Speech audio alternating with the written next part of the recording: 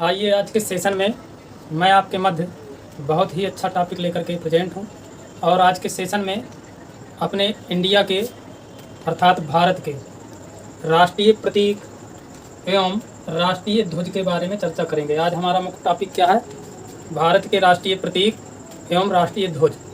तो इन दोनों को एक एक करके समझने का प्रयास करना है और इनकी डिटेल आपको नोट डाउन करते जाना है, क्योंकि एग्ज़ाम में भी राष्ट्रीय प्रतीक राष्ट्रीय ध्वज से क्वेश्चन बनता है, पुटअप होता है। और जैसा कि हमारा 15 अगस्त भी आने वाला है, तो कुछ इसी से रिलेटेड राष्ट्रीय प्रतीक राष्ट्रीय ध्वज से रिलेटेड चर्चाएं करते हैं। तो आइए पहले हम उठाते हैं भारत के राष्ट्रीय प्रतीक, ये हेडिंग भारत के राष्ट्रीय प्रतीक। तो भारत के राष्ट्रीय प्रतीक को समझना है। भारत के राष्ट्रीय प्रतीक, इसको नोट डाउन करते चलिए, एक एक करके पॉइंट आपको नोट करना है इसके अंतर्गत। तो भारत का जो राष्ट्रीय प्रतीक लिया गया है, तो ये सारनाथ में स्थित अशोक के सिंह स्तंभ की आकृति। सारनाथ में स्थित जो अशोक का स्तंभ है, सारनाथ के किससे? अशोक सम्राट के अशोक के सिंह स्तंभ जो है उसकी आकृति माना जाता है। ठीक है, एक बार फिर समझना है। भारत का राष्ट्रीय प्रतीक सारनाथ में स्थित सम्राट अशोक के सिंह स्तंभ की आकृति है, अर्थात रूप है, प्रारूप है, आप कुछ भी मान सकते हैं। और भारत के राष्ट्रीय प्रतीक को कब अपनाया गया था? तो अपनाया गया था कब? 26 जनवरी 1950 को। 26 जनवरी 1950 को भारत के राष्ट्रीय प्रतीक को अपनाया गया था। और शासकीय कार्यों के लिए, शासकीय कार्य करने के लिए अलग अलग भारत के राष्ट्रीय प्रतीक माने गए हैं। तो शासकीय कार्य जैसे मान लीजिए आपका जो नीला प्रतीक माना गया है, नीला रंग, तो नीला प्रतीक किन के लिए है? तो ये भारत के मंत्रियों के लिए, भारत के मंत्रियों के द्वारा नीला राष्ट्रीय प्रतीक अपनाया गया। ठीक है, भारत के मंत्रियों के लिए कौन सा कलर अपनाया गया शासकीय कार्यों के लिए? तो नीला। इसके बाद आपका आता है लाल। तो लाल जो होता है, तो ये राज्यसभा के जो सदस्य होते हैं और अधिकारी होते हैं, तो राज्यसभा के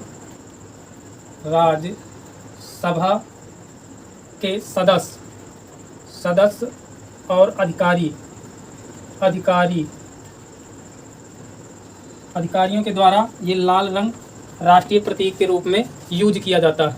ठीक, और एक आपका है हरा। तो ये हरा रंग जो होता है या हरा राष्ट्रीय प्रतीक, ये लोकसभा के सदस्यों के द्वारा अपनाया गया, लोकसभा के सदस्यों के द्वारा यूज किया जाता है। तो एक बार पुनः क्विक रिवीजन के साथ, भारत का राष्ट्रीय प्रतीक सारनाथ में स्थित अशोक स्तंभ की एक आकृति माना गया है। संविधान सभा के द्वारा इसको कब अपनाया गया है? 26 जनवरी 1950 को।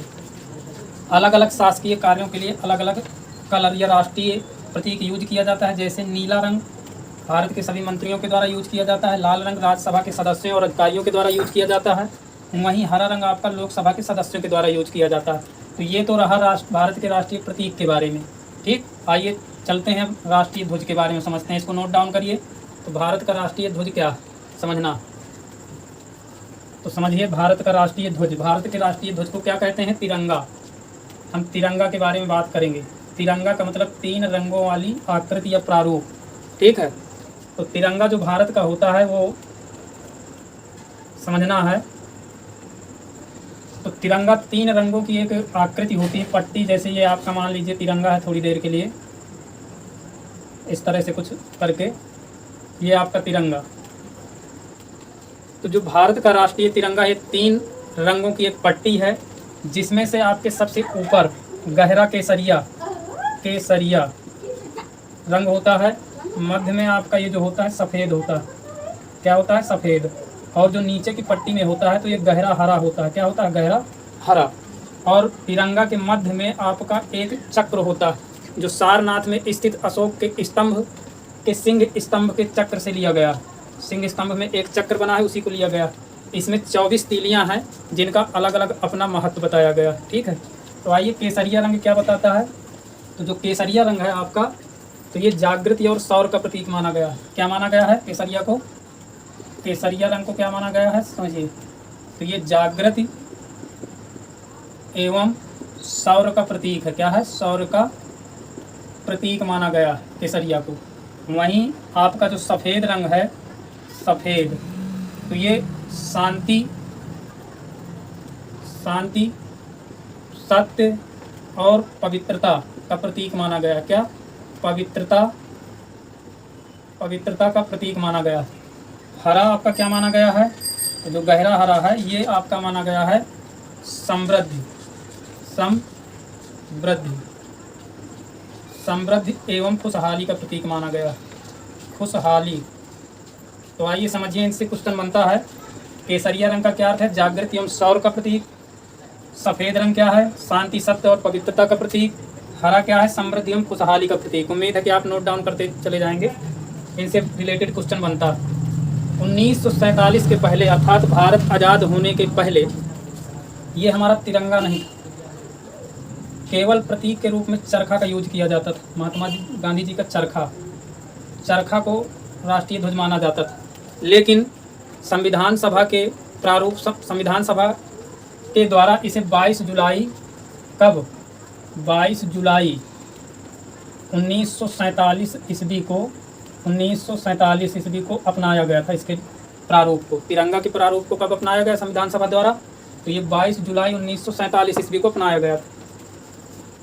तो आपको समझना है कि जो ये हमारा तिरंगा है, इसकी डिज़ाइन किसने तैयार किया था? प्रारूप किसने तैयार किया था? डिज़ाइन, डिज़ाइन आपका कौन तैयार किया था? डिज़ाइन से बनता है क्वेश्चन।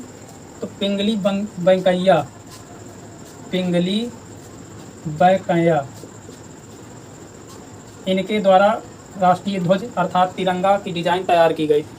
और डिज़ाइन पिंगली वेंकैया हो गया, अपनाया कब गया था? 22 जुलाई 1947 को।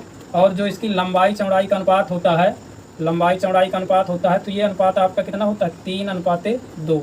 इसको याद रखना है, यहाँ से क्वेश्चन बनता है कि डिज़ाइन कब तैयार की गई थी, किसने तैयार किया था? पिंगली वेंकैया जी। और तिरंगा की लंबाई चौड़ाई का अनुपात, तो लंबाई चौड़ाई का अनुपात पूछे तो 3:2। अगर पूछ ले चौड़ाई और लंबाई का अनुपात तो जस्ट इसका उल्टा हो जाएगा, 2:3 हो जाएगा। ठीक है। अब आगे कुछ इसके बारे में और समझते हैं, चर्चा करते हैं। आइए चलते हैं, नेक्स्ट समझते हैं। तो जो हमारा राष्ट्रीय ध्वज होता है, तिरंगा वो है, तो इसको सबसे पहले कब फहराया गया था? आज़ादी के पीरियड में। तो ये फहराया गया था 14 अगस्त 1947 ईस्वी को मध्यरात्रि में फहराया गया था। यानी इसका प्रदर्शन हुआ था 14 अगस्त 1947 को मध्यरात्रि में। लेकिन इसके पहले कांग्रेस अधिवेशन में इस तिरंगे को फहराया जा चुका था। तो आइए अब समझते हैं कि हमारा राष्ट्रीय तिरंगा जो हमारे देश की आन बान शान है, इसके लिए बहुत सारे वीर सपूतों ने अपने प्राणों का बलिदान दिया है और इसके बारे में जानते हैं, समझते हैं।